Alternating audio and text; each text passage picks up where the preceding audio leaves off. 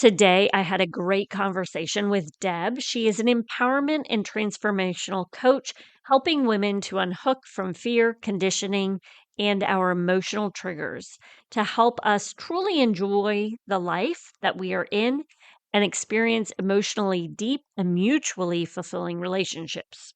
She is the founder and guide for the Whole Soul Way 12-month experience and is here to speak with us about how we've been molded in our own lives, how we communicate with our family, and then also allow us to find what we truly want in our lives. If you are in this midlife and just feeling pulled in a way to be doing something different, or the way that you are communicating, you feel like you aren't hitting where you want to, I really think you will enjoy this conversation. This truly helped me to look at things in my life a little bit different, and I hope you find some value out of this as well.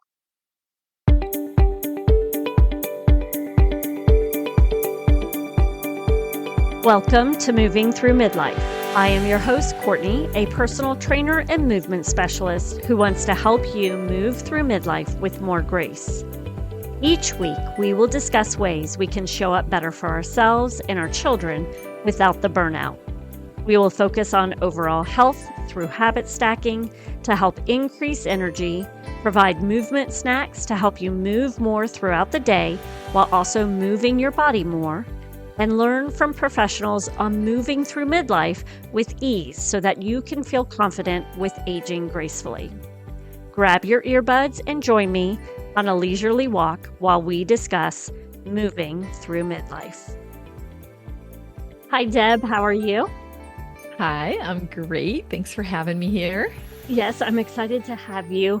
I want to know, can you tell me a little bit about yourself and what exactly you do? Because I've watched and learned from you, and I'm just I want to kind of know your backstory so I can help the listeners know all about you. Yeah. Oh, well, when anyone asks about backstory, it's so hard, right? Where does one really go Right. on that Where to subject? begin?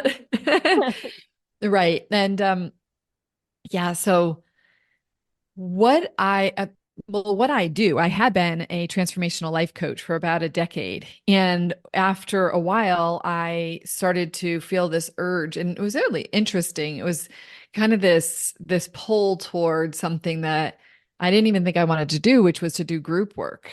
Oh, And okay. so now I primarily do work with women on a group level. I have some one-on-one clients, but most everybody's in a group program that I have that's called the Whole Soul Way. And let me just, so I'll tell you really briefly what I care about and what I do with the women, and then why I do it and Okay. what the journey was. Okay. So what happened to me is something I see happening to so many women, which is at some point in our lives. And for me, it happened about 37, 38 years old. I think that we start to get this itch for something more. And there's something what I think is in some ways we kind of become allergic to all of the external expectations. We start to feel this sense that we don't fit into the, say, like the skin that we are in. And we start to want to shed things that aren't us anymore. But the problem is that, well, when I was 38, because I'm now 53, the truth is there really wasn't a lot out there about it. So I felt like I was really navigating it alone. And for me personally, what happened was I didn't have context for what was going on. And so the only way I knew how to make sense of things was to look outside of myself to see what was wrong there, like to blame people, to blame my circumstances, to think of, well, I think my husband needs to change or this needs to change. And I now know that there's more information that kind of points us to really, actually, this is an internal journey for us. But at the time, but even still, that may be true, but we have a lot of resistance to it too. Mhm. Like even if that's true, it's so much easier to be like, well, if my husband would just do this, then I would be happy. And so when this happened, my kids were about 5 and 7 when I started to feel this way. And that's also a time when it happens, because I think what happens is like our kids maybe go to, I was a stay-at-home mom. My kids went to school, and I think I was kind of like, well, what's my purpose? Like, what am I doing? And I actually had been in corporate before that. And when my son was 5.5 weeks early and a preemie. Okay. Well, I didn't actually know what I was going to do. I think that at the time I was pretty much going back to work. And so I went on bed rest about 4 weeks earlier. I then had him early. And so it was a complete whirlwind. And because he was so tiny and so vulnerable, like I think there was this part of me that I thought, okay, I don't know that I can go back to work full time, but none of this was a really, really intentional decision. It was almost like I was just being pulled through life in that way. Okay. So I don't regret staying home at all.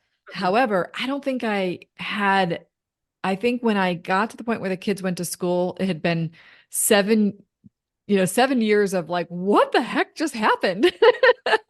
And so, but there were other things happening. I mean, I can't deny that there weren't other things. Like, I mean, my husband and I were having a hard time.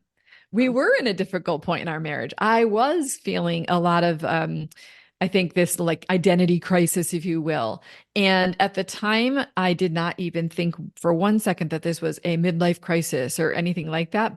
But we did end up in therapy. There's a whole long story that I could tell you, but there was a long story that got us there. We ended up in therapy. And I remember one day I was just so miserable, and I was waiting. My husband and I drove separately to therapy. I was sitting in the car, and I Googled something like, I Googled, I think it actually hit me in that moment. Maybe this is a midlife crisis.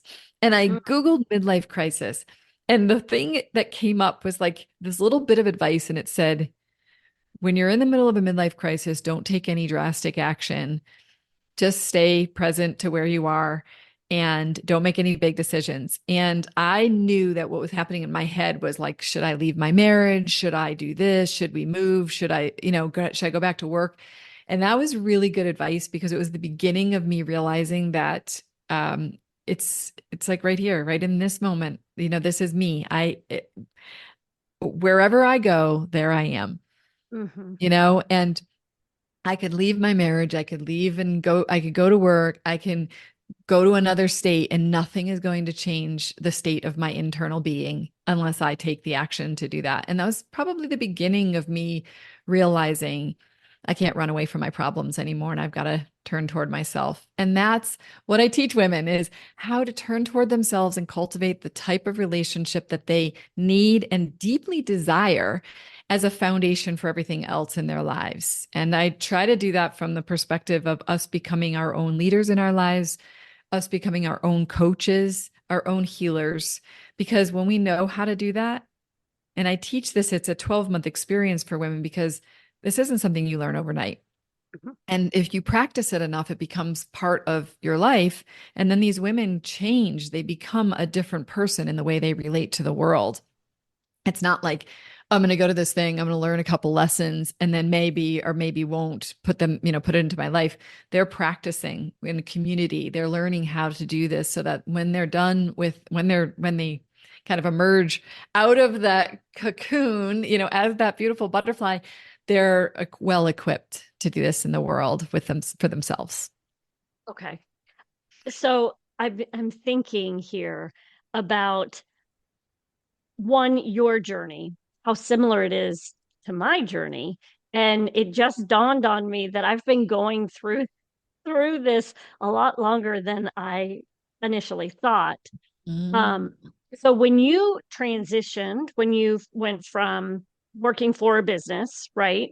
And then you Yes. were home for what, 5 to 7 years? Yeah. And then is that when all of this started happening and you went and decided to become a life coach? Is that kind of how it all transformed from there? Yes. So I did decide that I needed something that I did attempt to go back and do some consulting in tech. I was Okay. in the healthcare Okay. technology Technology. space, and I did go back, but I was doing it part time. And Okay. I really enjoyed it actually, but it didn't really, there felt like there was something else emerging for me. and that chapter was coming to an end.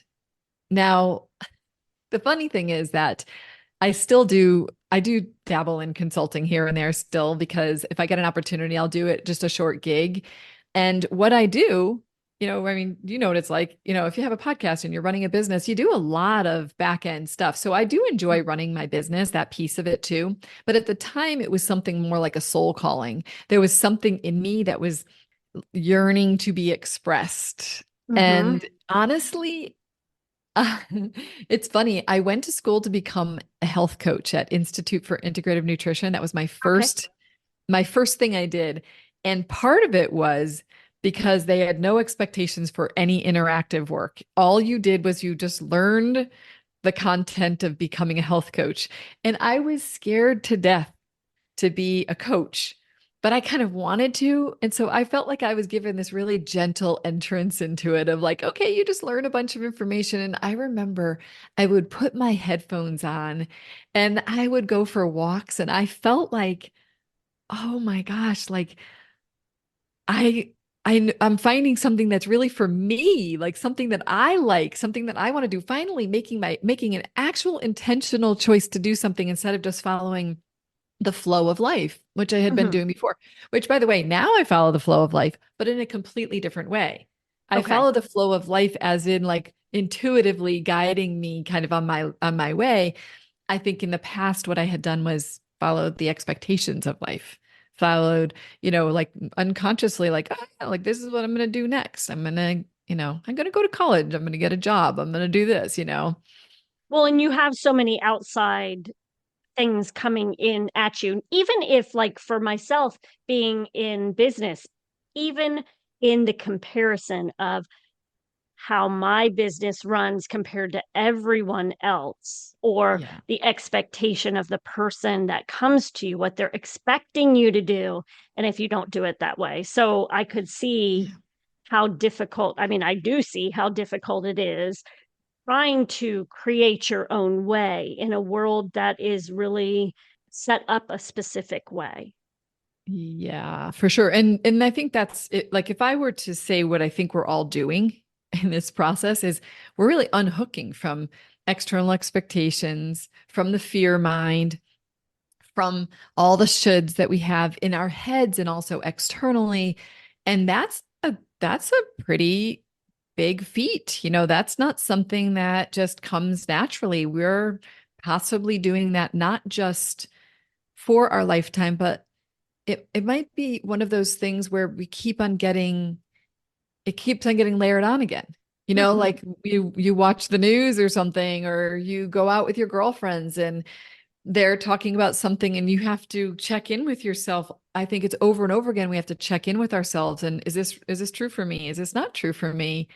And we have to get good at being able to not only know how to assess that, but also to be brave and to speak up and share our preferences or make different choices and set boundaries and things that I think are most of us didn't learn. I almost, as you're saying this, I'm thinking about the past few years, with, the way the world is becoming and how it is, because of certain things, it's allowing us to kind of go in within, wherever you are with whatever you believe. It's kind of like you, I mean, for me anyway, it is making me take a look at who am I? What do I want to do moving forward with situations? I don't know. Um, I wanted to ask you a question because you mentioned this transforming this cocoon into a butterfly, but you also mentioned how you kept feeling this pull, that there was something different. And that is the only way I can describe it to people when I'm making decisions within my business. I just closed a portion of my business down. And the only thing I can say is and I don't know how to, like, even my husband will be asking me questions. I don't know what it is. I just have this feeling I'm supposed to be doing something different. obviously this is not, this is something that we tend to start to feel in this midlife period. Do you have any tips or anything that you can tell women that they can do? I mean, I love the fact that don't rush into, don't make any drastic decision. Um, that would probably be the first thing. But do you have any recommendations of what we can kind of do to listen in a little bit more? Yeah. Well, so first, what can I just say about what you were saying before? I really agree with you. I think the more chaotic the world gets, and the more that like social media and the news and everything becomes more polarized, I actually think it is an invitation for us. I think that's part of what's happened is we can't rely on anyone to make sense of the world for us anymore. We can't rely on anybody to be the authority. We are being called to become the authority for ourselves. We are Mhm. being called to that. And the only way to do that is to be able to listen to those inner nudges, to tap into our own personal truth. And I happen to believe that we were all put here for our unique reasons, and we get molded as children to become something that our parents and society think that we should be. And ultimately it makes us turn away from ourselves. And so Mm. I think what that yeah, do you agree with me on that? Like, would you say that? Yeah, I'm trying to think about like how I was molded, and that's where I'm sitting right now is how was I molded or how am I molding my own children? But we do, and I molded my children too. I don't know if you can avoid some of that. We can become more intentional. We can become more open to seeing them as their uniqueness and cultivating that in them.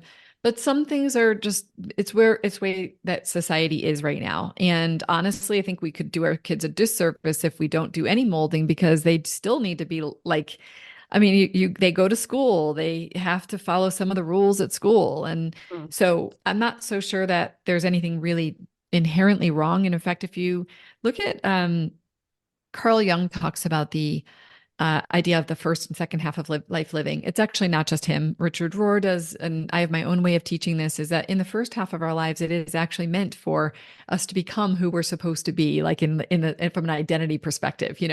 It's the time when we're building an ego structure within ourselves. It's when we are really responding to the question of what does life want from me?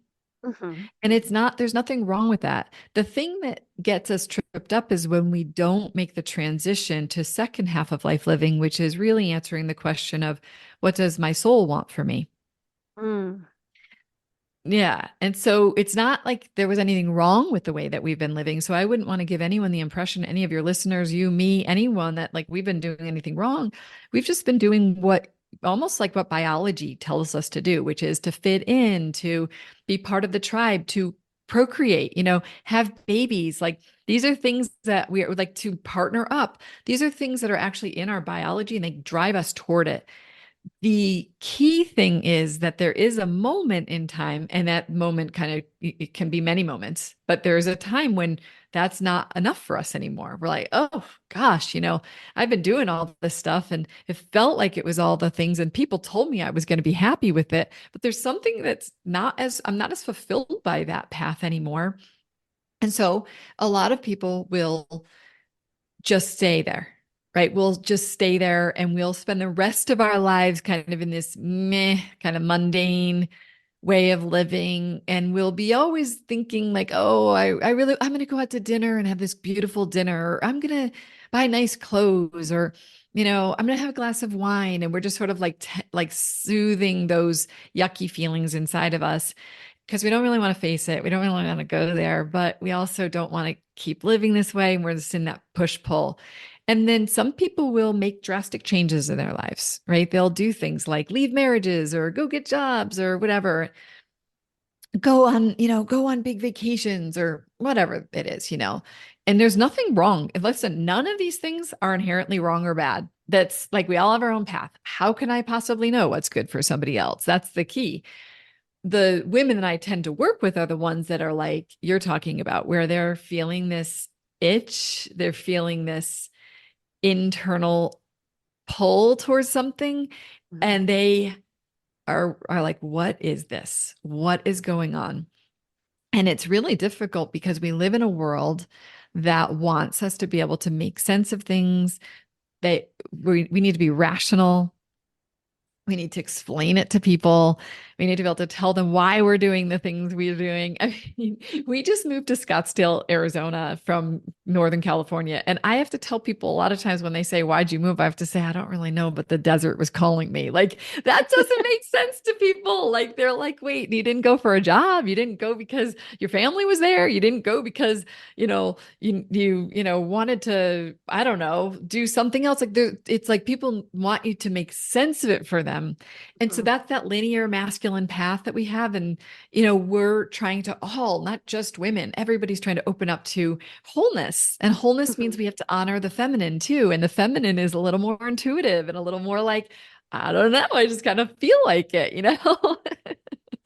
And the tricky thing for people though, and so this kind of speaks to your question, the tricky thing is that how do we determine what's a calling, like kind of a soul calling, and what's our ego's sort of desire to scratch the itch, Mhm. right? And Mhm. that's when it gets hard. And that's why we don't want to act too quickly on anything, because if it's really meant to be, if it's really meant for us, it's going to keep coming up. And so that's the first thing is exactly what you said. You know what? See if you can just sit with the feelings and allow yourself to explore them internally first rather than needing to act them out. That's something we all have a little bit of this like think act, feel Mhm. act. You know what I mean? Like I feel angry, I'm going to yell at somebody. I feel sad. Oh, well, I'm just going to go lay on the couch and cry instead of being present with the feelings, or like I'm going to go have a glass of wine. You know what I mean? And so instead of being present, so the first thing I would just say, and this is not something I was really good at. I mean, I'm actually teaching this from the lens of where I am now, but at the time, I wasn't really good at staying present with my feelings. But that's, I think, probably if I look back and I think the thing that I had to learn was increasing my tolerance for my own emotions Mhm. to be able to be present with them without needing to act them out or act on them, so without having to be like, like, like frustrated and irritated externally, but also not to need to make a big drastic decision on something, not disrupt my life. That feeling that we have, I think, is a call back home to ourself. I think those, like if we feel longings, emptiness. Now you're talking about a more specific thing in your business where you're probably a little further along in your own inner awareness and you're feeling this thing and you're like, I'm not feeling like I should be doing this anymore. I'm feeling called to something different. And there's no damage in what you're doing. Like you're just like I like to think of that as like you're following the breadcrumbs, Right. and your business is naturally going to evolve. And so now you're like, oh, that's no longer alive for me. That doesn't feel exciting for me. But that's probably because you're somewhat tapped into your emotions. When we're not tapped into our emotions, well, you must be somewhat because, Oh, because when you're not tapped into your emotions or your feelings, the problem is that it's really hard to know what your intuition is. It's hard to trust your intuition because we're so guided by what we should do. We're so guided by what, the external expectations are that we don't even want to listen, because if we listen, it's going to make us do the thing that our husband won't understand. You know mm, what I mean? Or it's going to right. the Right. outside people, they're going to say, "What's wrong with you? You're wishy-washy. Why are you changing your mind?" Right? Yes. So it Okay. requires some bravery. Well, and as you were saying that, I was also thinking about like the emotional triggers, even just not with myself. Maybe I'm better with myself about that, but even with my children, how I will say things and then not even 5 minutes later, I'm like, you know, why can't I just zip it and just not say anything? And this is in regards to my son who's now getting ready to head off to college and he's going to be making his own way. And I've got all these little, I'm not being snarky, it's nothing like that. It's just me being a mom. But I'm like, you know what? Maybe I need to allow him that opportunity to discover and solve it for himself rather giving my 2 cents. So when you Yeah. said that, I was thinking how how can we work on these emotional triggers and sit with it without popping off, saying something, whatever it may be. Yeah. Well, okay. So first of all, my kids are almost 22 and 20. Uh, And I'm so there with you on that. It is hard. It's hard when you've been a mom and, and when it's been just natural to do that. So first of all, I think it's just a journey for us to like, I don't know.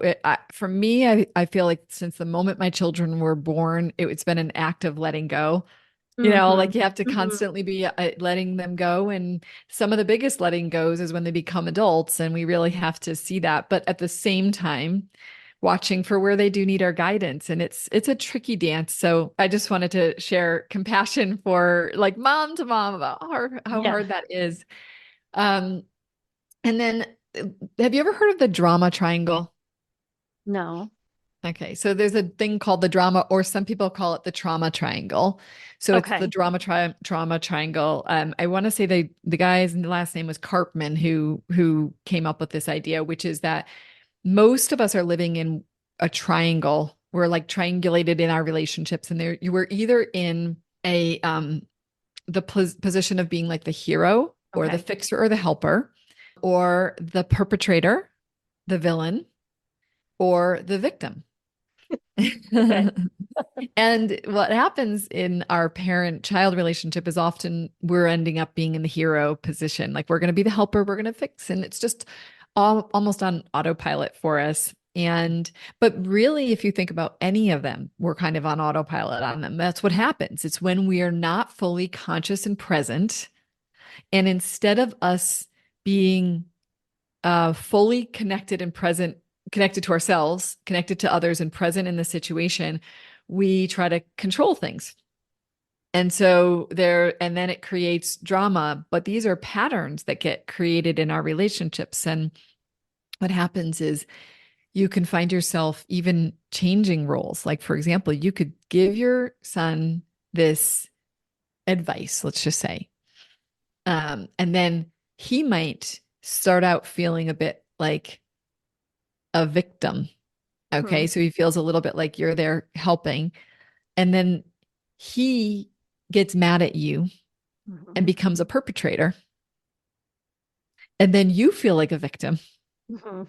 And so you see how the party, kind of goes with us. Like this is what happens. And we end up in this drama, trauma triangle. And really, ultimately, what we're looking to do is to find ourselves in presence, in connection, in, sort of like transcending that, if you will, or deepening. I like to think about it as like a pyramid, and we're taking all of them, coming up here and being able to witness ourselves in those situations. So, first of all, I say if you can find that in 5 minutes, then that's pretty awesome. So, usually what happens is it takes us time to discover that we were in that. So from that point of view, what you said is, I think there is something about us noticing and becoming aware of our reactions and not being critical of ourselves, but saying, oh, I would like to do better in this place. I want to put a piece of duct tape. I'm going to visualize putting a piece of duct tape on my mouth when I feel the impulse that I have to say something right now, and I can Mhm. still say it later. I might in Right. 10 minutes go back and still say that I want to tell him, but maybe your energy comes from a different place. Maybe it becomes more of an invitation rather than a demand, or maybe it becomes more of a question rather than a suggestion. And so we allow ourselves the space to be able to say, how can I, and like really the drama triangle is often about, it really is about control. It's Okay. about like controlling another person in order for us to feel better, Mhm, controlling another person so we can get our needs met. And when we so if I were to picture that scenario as having been through it many times, it's like, first of all, how do I take a breath, come back to myself? I like the concept of putting my hand on my heart, where I actually imagine like I'm with myself. It's mhm. like, well, what is that? What am I trying to accomplish here? What are my feelings? oh, I'm afraid that if I don't tell him this, that life is going to be hard for him and I don't want it to be hard. And then it's like, well, so what are my needs? You know, my need is really to just like in the moment, it feels like my need is like, oh, I want to take care of him. I want to help him. That's my need right now at this moment. But what's my deeper need? My deeper need is to just like be able to sit with my own discomfort, right? Like to be with myself in this moment because I'm a little scared. And then how can we be with ourselves in that moment? Can I be with myself to say, yeah, it's scary to have an 18-year-old kid going off to college and then I'm going to lose control and take a breath and it's okay to feel scared and I'm with you and you're not alone, and you're with yourself, right? You're with Right. yourself in that moment. Well, then what you've done is you started to fortify yourself. You started to fill yourself up from the inside out instead of feeling like, oh, I need him to be okay for me to be okay, right? Right. It's like, I'm going to be okay even if he's not okay. And he's going to be okay even if he's not okay. Because everybody goes through times when they're not okay, right? Like if we can just be like, oh, maybe we give ourselves a little hug and we say, do I still want to share that with him? And maybe it is. Or maybe it's that you want to go over to him and give him a big hug. And it's getting me teary just to say this and say, like, I'm I'm just the mama who loves you so much. And it's hard for me to let you go. And I sometimes want to give you advice and help you. And sometimes I know all that I need to do is just calm my mama bear for a moment, And so I have my 20-year-old with me right now, and it's hard not to be mama bear all the time. Yeah. Yeah. And but to be able to go like kind of go into that with them, like create a connection moment Right. instead of disconnecting by basically it's like it's so being a mother brings up so much emotion Mhm. that we don't think we can bear it. So instead of feeling the feelings, we we go into trying to control the situation. So it cuts off the feelings. We go into our heads and it's almost like I love them so much that I can't even handle feeling this much feeling.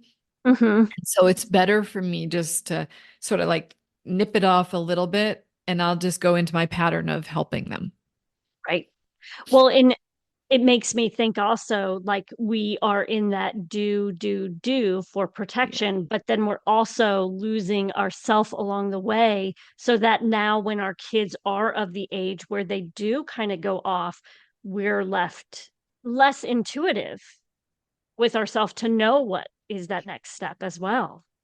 that's true. So when you say that, do you mean intuitive about like our next step in our own lives or Mhm, yeah. mhm. Yeah, so we're Yeah, not because sure. we've been like trying to, because I mean, and maybe this is just the phase that I'm in now, is pulling away. I still have two at home, but that pulling away from the one makes me see how I'm also going to be pulling, like, here's my future. You're going to be pulling away from each of them. And I don't mean, you know what I mean by pulling away.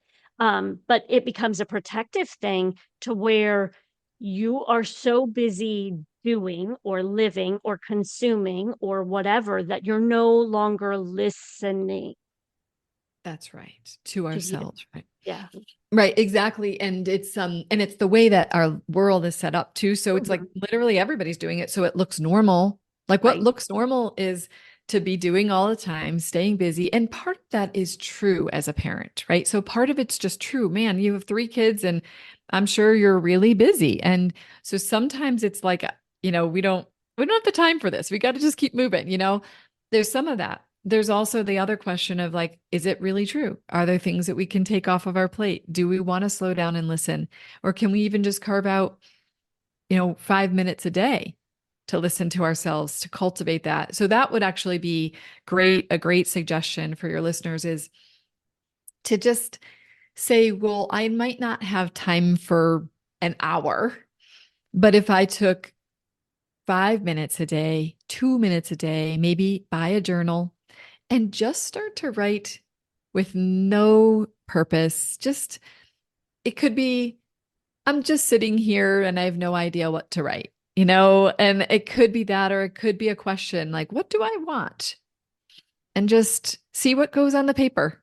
Do it, try not to control it too much. Like you might discover something really interesting, or what do I feel right now? And when I talk about feelings, I think there are multiple levels of feelings.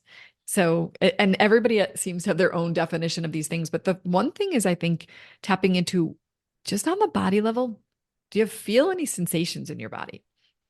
Maybe it's right now, like I can feel a little pain in my shoulder. I lifted weights and I think I just maybe overdid it a little bit. Or I feel a little fluttering in my chest right now because I'm excited to be talking to you about this. So something like that. Like maybe it's any type of sensation, tension. Maybe there's, oh, I do feel some tension in my shoulders. Start tracking those types of things. As we do that, we start to come into relationship with the body, Okay. and then we can go to places like feelings too. Like, well, what am I feeling? Maybe I'm feeling some joy, or maybe I'm feeling some sadness. Maybe I'm feeling kind of angry because somebody totally walked in and I said something and they disregarded me and I just suppressed it. But actually, you know what? I'm a little bit mad at that happened. Now, what we get trained to do is get mad and then we're mad at the other person. Right. So being a detective is something that I think we can learn in our journaling too. Is I think I said it before, like what were my feelings, my fears, and my needs? And we were using the example of your son, like what are your feelings, fears, and needs? If you write that down literally and say, I'm going to be a detective when I'm angry, what are my feelings, fears, and needs? And when we start to track those things, we start to become more in tune and aware of our own experience. Then, when our kids are moving on and they're growing up, we're not meeting ourselves for the first time. We're meeting ourselves slowly and incrementally. But this can happen. I have women in my program who are in their 60s and encroaching on 70s, and they didn't do it before. And guess what? They're doing it Right. now. There's Okay. never too late. It's never too Okay. late.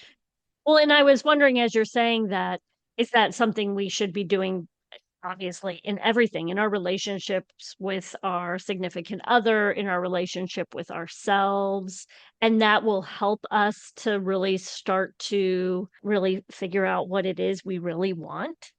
Well, that's a great question. So I've worked with women long enough to know that I think what most of us want is pretty common, which is it's less about what we do and it's more about who we be. It's like we want some sense of contentment and peace. We want to feel good about our relationships. We want to feel proud of ourselves at the end of the day. We want to feel some ease in our lives. We don't want to feel so much resistance and contraction and tension and stress. And so I like to go to that level of it. Now, it's that when we get to when we get to those feelings, it's easier to like to sit in presence and allow for what do I really want to do to emerge. Right. Some people are pretty clear on what they want to do. I mean, I have women in my program who I would have considered to be somewhat out of touch with their own sensations, and they came in very clear on, I want to do a TED talk, or I'm running this business, I want to do this. So it's not like that's not possible. Some of Okay. us, it's really loud, it speaks really loud through us. And the question is, how are we going to be brave enough to take action on it? Okay. Right. Right. But I think that the key thing for us is if we don't have a relationship with ourselves, if we aren't listening to our feelings, our fears, our needs, if we're not going deeper than just the thinking mind that's basically making up stories about everything in the world and torturing us, if we don't go beneath that, like, so I want us to even imagine like the head. It's like the head is the tip of the iceberg, right? The head is the one that's out there, like, just it's what you show people, it's what you say, it's how you look and all that. And if we don't go beneath the neck and go underneath the water line and Hmm. see like the magnificence, the depth, the beauty, the kind of the contradictions, the all of that, the darkness, everything, if we're not willing to kind of traverse down into the depths, we do miss out on so much for ourselves. And then we miss out on that in relationships because it's when we're whole within ourselves that our relationships become more whole and they feel more fulfilling. And we're not caught up in the drama triangle. If we become the source of our own validation, our own love, our own safety, our own, self connection. If we become the source of that, we're less dependent on how other people are treating us. That Mm, doesn't mean that we won't, believe me, you'll also be way more clear when someone's treating you poorly that that's a no. But we're less dependent on them telling us nice things about ourselves or validating us or approving of us or giving us permission.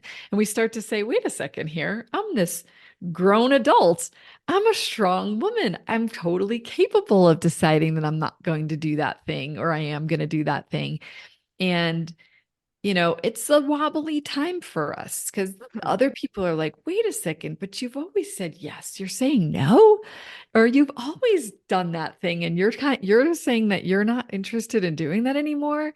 And so people are kind of you're rocking the boat a little, but at the end, I really believe we all long to be expressed as our true selves, but also we long for each other to be.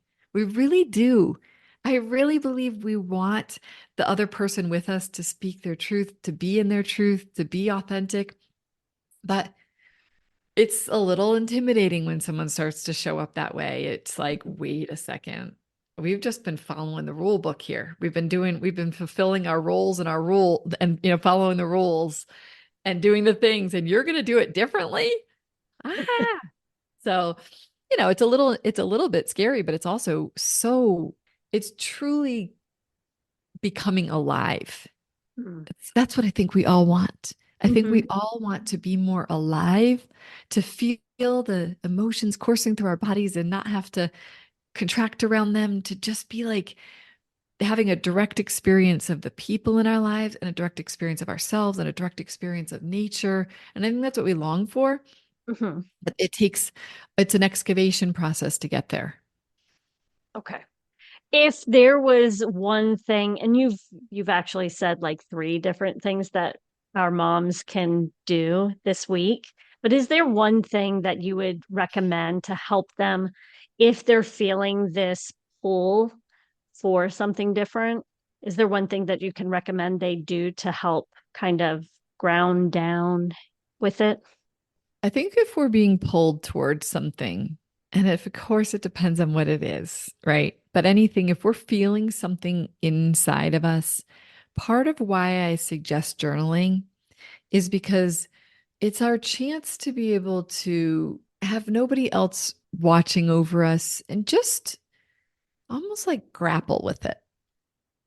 Not just going into your head, maybe even giving yourself space like, okay, if I want to make sense of this whole thing, this is what it looks like, my pros and cons list. But then take it one level deeper and just say, like, what do I feel about it? Why do I want to do this? What's the voice inside of me that says I want to do this?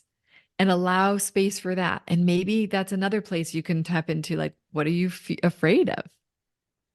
Because a lot of the reason why we don't do things, and this, you're a business owner, is because it's scary to do something different. It's scary to Mhm. take new action.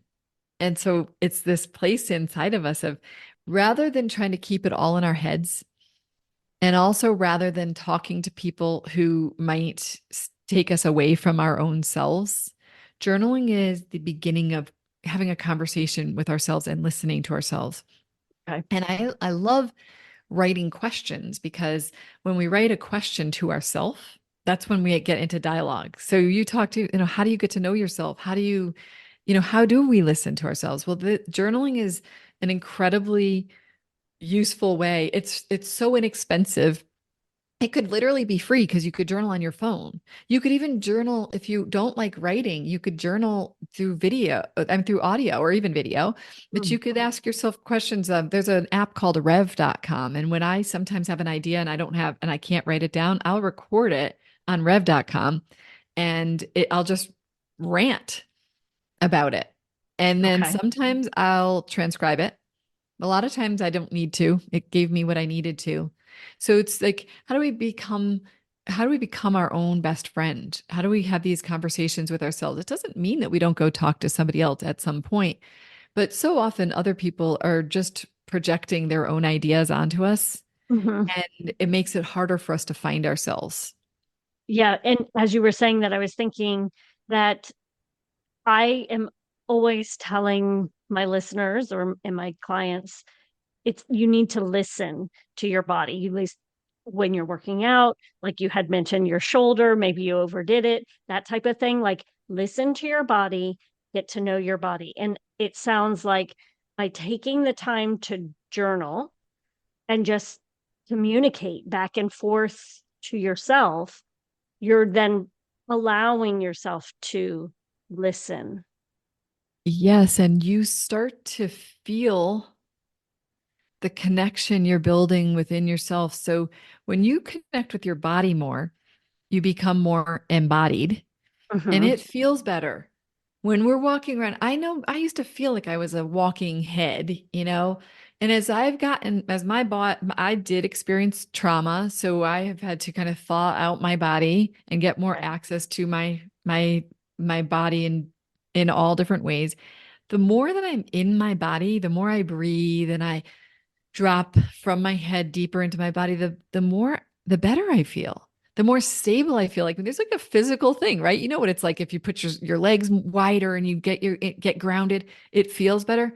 Well, imagine if you could energetically drop yourself into your body without even being in, without even any physical elements of it. And imagine when you're journaling that part of your goal is to slow things down a little bit, to come a little bit more deeply into your heart space, into your Mm. gut, into other aspects of your being. And I will tell you, when we journal, when we start to connect to ourselves, it's self-fulfilling. It's self-fulfilling. Like the more you connect to yourself, the more you feel connected to yourself, which makes you feel more solid. Like imagine the concept of like an untethered boat, right? And it's just out there like being thrashed around by the waves, but like if it's got an anchor, it can be held a little more steady. We are often untethered because we've lost connection to ourselves. And so we are just basically guided by others' expectations. Or if someone says, you look beautiful today, you feel good. And when no one commented, you're like, do I look like crap today? And you feel bad about yourself instead of feeling that from the inside out. And so Mm. this work is the idea of like, can you feel so good, so safe, so loved, so valued, so precious, so magnificent from the inside out that you shined so bright. And it doesn't matter what other people say. And so, how do we do that? We have to have a relationship with ourselves.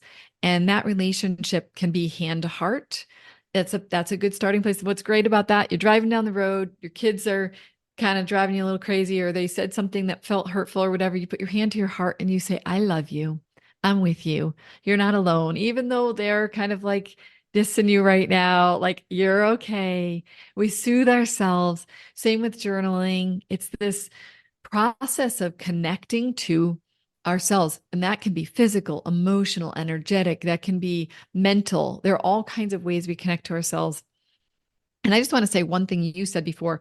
This is absolutely not just a kid thing. In fact, my biggest source of pain in my life has been my husband and Mm. female friendships. And I have had to do a ton of work in those areas more than with mothering, Mhm. of learning how to not be a people pleaser, how to face conflict, how to not lash out with my anger.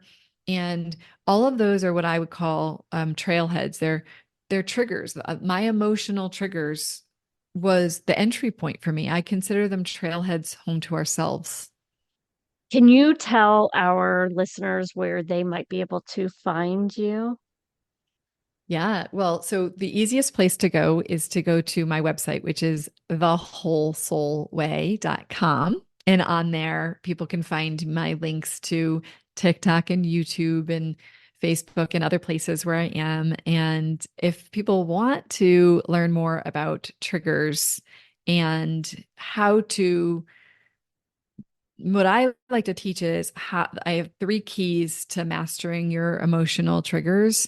And I don't talk about what most people talk about, which is like breathing or doing something in the moment, because a lot of times we can't even access that in the moment because we're not in our present mind.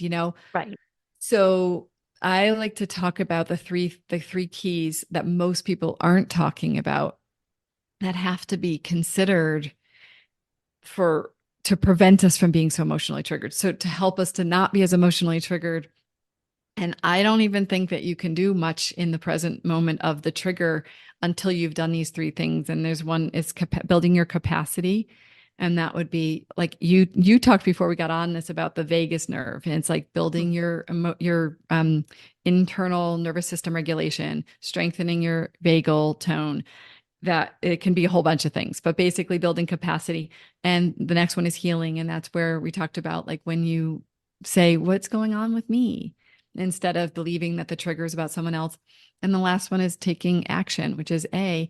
And we have to start to take different action. And you mentioned it, like maybe I'm going to try to put some duct tape on my mouth and not say something in that moment. Instead, I'm going to go back and reflect on it. And then I might choose to have a more connecting conversation. That would be the action. Two actions, right? So if you Right. have the capacity to put duct tape over your mouth, but you might not in the beginning. And the problem is we give up on this because we don't know how to navigate it. So I go into a little bit more depth on what that is. I call it the cha-cha because it's a dance. It's Okay. it's not something that we can just do. So if anyone wants to get that, they can go to thewholesoulway.com/triggers and download that PDF guide. Okay. And then you work with women for a whole year, right? Yeah. Yeah. Yeah. It's a group program. So Right.